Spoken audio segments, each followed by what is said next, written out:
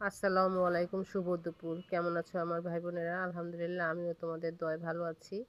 তো আজকে মিষ্টি কুমড়ো ভাজি করব। ফ্রিজে একটু মিষ্টি কুমড়ো ছিল, ওটা ভাজি করে নিলাম।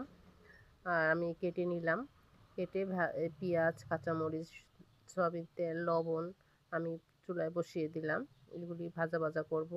আর দিয়ে দিলাম একটু পাঁচফোড়ন। আমার আবার পাঁচফোড়নের ঘ্রাণটা খুব ভালো লাগে। আর দিয়ে দিলাম 2টা শুকনো মরিচ। শুকনো মরিচ দিলে ভাজির ফ্লেভারটা ভালো আসে। আর সাথে দিয়ে দেব মিষ্টি কুমড়। মিষ্টি কুমড়টা আমি আস্তে আস্তে দিয়ে দিলাম। এখন আমি আস্তে আস্তে একটু নিভু নিভু চুলায় নেড়ে চেড়ে বসাই দিলাম। সাথে দিয়ে দিব একটু পানি সিদ্ধ হওয়ার জন্য।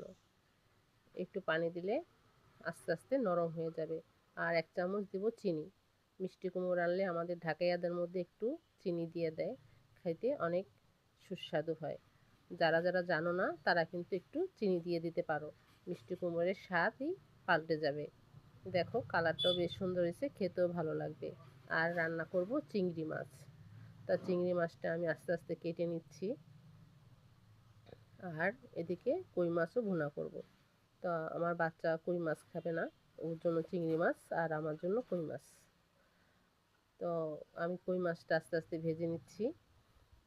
তো বাসায় তেমন কেউ নেই, আমার ছোট ছেলে আর আমি। আমার হেল্পিং খালাও বেড়াইতে চলে গেছে।